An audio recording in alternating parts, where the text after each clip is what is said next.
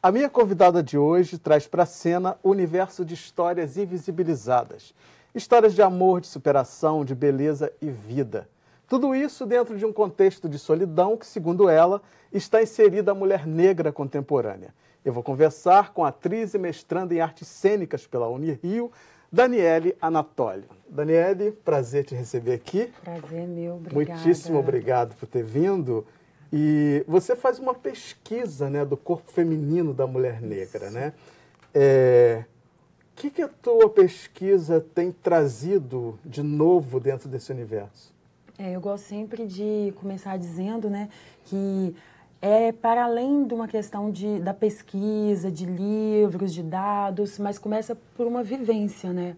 Eu sou uma mulher negra de uma família matriarcal, né, com um legado banto, né, de onde eu venho, de Minas, muito forte. Então, mulheres negras com seus corpos grandes, né, quadris grandes, cintura mais fina. Então, a gente está falando de um lugar em que nós, mulheres negras, somos enquadradas. Então, esse corpo, né, falar de corpo é falar da minha vivência. Que lugar é esse que esses corpos estão enquadrados?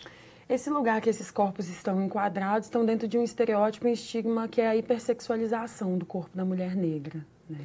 Isso se dá de que forma nessa sociedade que a gente vive, para a gente exemplificar como isso acontece, como que... Porque, assim, o racismo no Brasil, ele é muito dissimulado, né? Então, as coisas acontecem, mas parece que não estão acontecendo, né? E aí eu queria que você trouxesse mais à luz, né? Então, a mulher negra passa por duas questões que são bem complicadas, que é a do racismo e a do machismo, né? Então, historicamente, nós somos mulheres que fomos pensadas e fomos criadas para servir. Então, desde servir na questão da comida, do cozinhar, do fazer, do amamentar, né, até servir os desejos sexuais. Desde a casa grande, e aí a gente vem trazendo isso, os nossos corpos são carregados disso também. Então, nós estamos numa sociedade que, quando passa uma mulher negra na rua, essa mulher já é hipersexualizada, né? Não é para casar, é isso? Não é para casar. Essa mulher é uma mulher, né, para a sexualização, para o sexo mesmo, né? Uma mulher para servir. Objeto. Um objeto sexual. Né? Então, em Lotus, por exemplo, nesse novo trabalho, eu estou falando Lotus desse lugar. o espetáculo que você está fazendo atualmente, não é isso? Isso. Lotus, eu falo da solidão da mulher negra nos diversos meandros, né? Desde uma solidão de quando a gente adentra a universidade, que somos minoria. Eu, por exemplo, entrei numa turma de mestrado, eu sou a única negra, né? Falo de uma solidão de, às vezes, quando a gente está dentro de uma relação, mas ainda assim nós estamos sozinhas, e falo dessa hipersexualização, porque se nós somos mulheres, que que a sociedade considera que ela existe para servir, então eu nunca vou ser servida, então eu nunca vou ser bem tratada, eu nunca vou ser vista como princesa, porque não só por todo esse histórico, mas por um corpo que está muito relacionado ao sexo. Então, há uma desvalorização também dessa mulher. Vamos ver um trechinho aqui do teu espetáculo?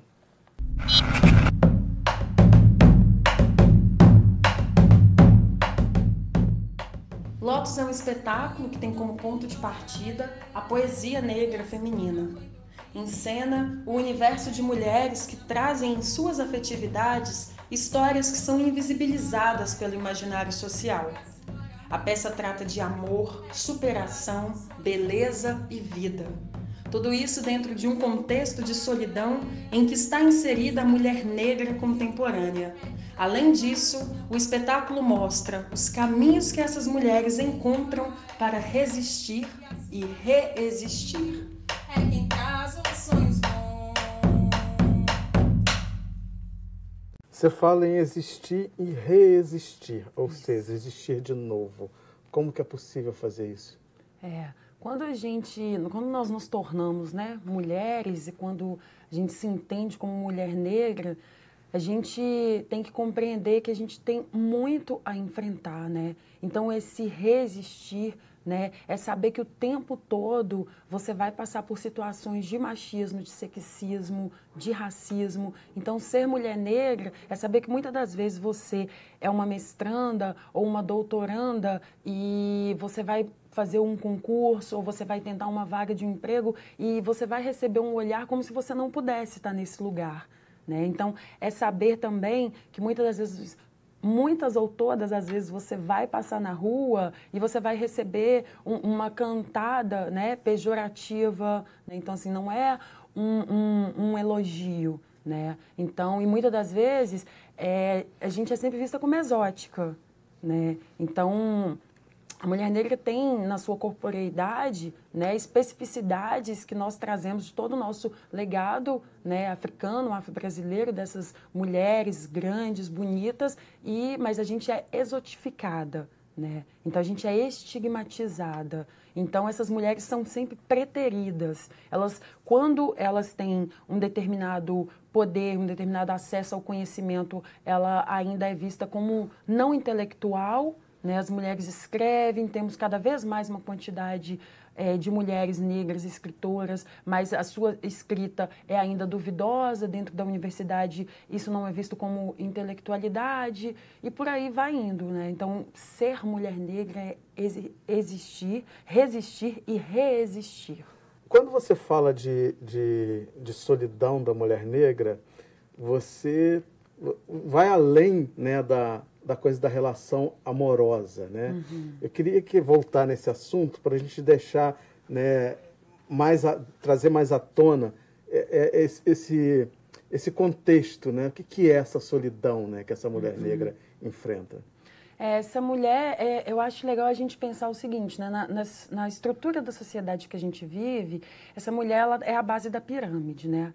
Então, ela é uma mulher que ela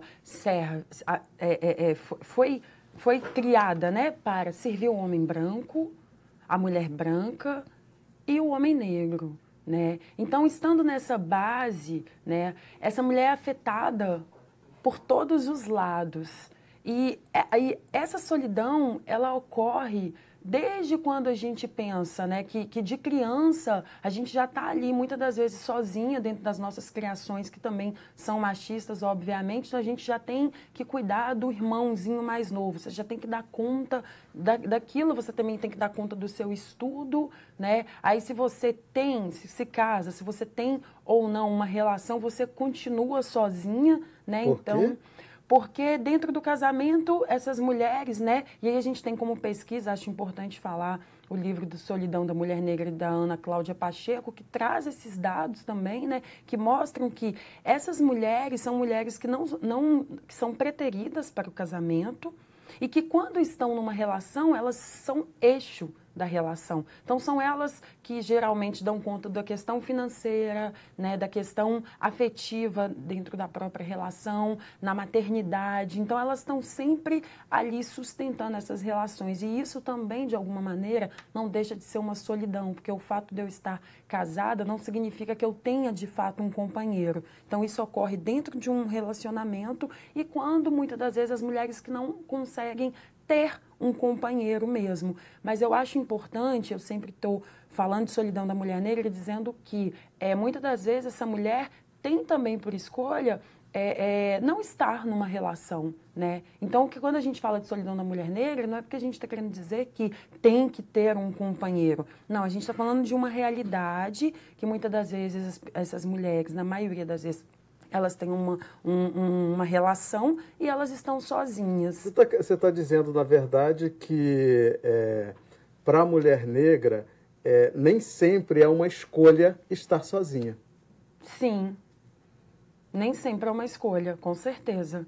Muitas dessas mulheres optam por isso, né? Ela tem esse direito, essa liberdade de escolher, mas na maioria das vezes, muitas das vezes, não é mesmo uma escolha, né? E aí existe também o preterimento que quando a gente vai pensar, né? Um rapaz de 17 anos, na escola, no ensino médio, há muita mais probabilidade dele gostar, se apaixonar por uma menina branca do que por uma menina negra.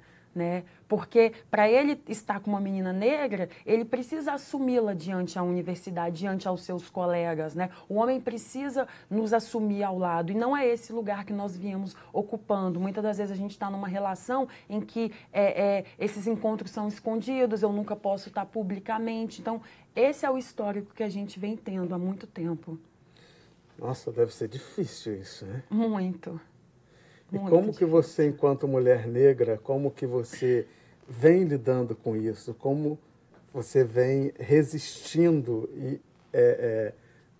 a esse dado que é real na sociedade que você está inserida?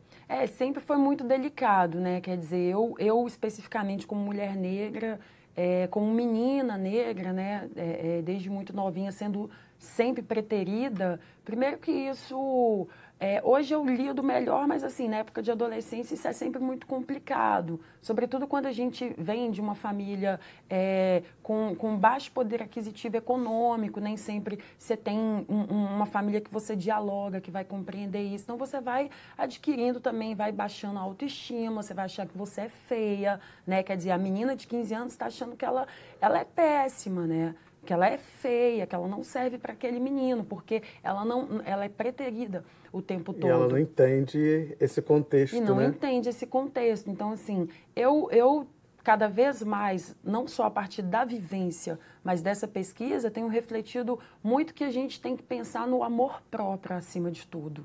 Né? Então, nós somos mulheres que esse resistir é pensar num amor que a gente tem que ter que nós nunca recebemos. Porque nós estivemos o tempo todo dando, doando, cuidando e não sendo cuidada. Né? Então, quando eu olho o histórico da minha família, da minha mãe, da minha tia, da minha avó, foram mulheres que faziam para todo mundo na família, sobretudo para os homens, e depois que elas iam pensar nelas.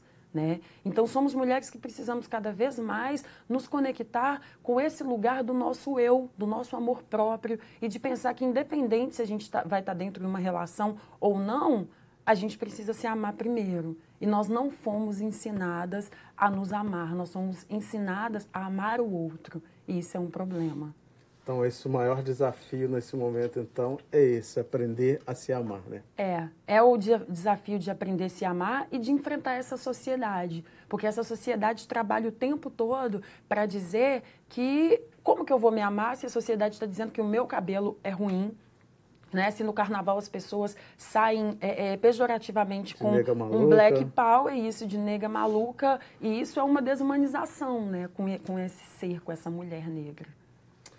Tá aí, gente, eu vou ter que ir para o intervalo, mas como vocês já sabem, é rapidinho, num piscar de olhos, a gente está de volta.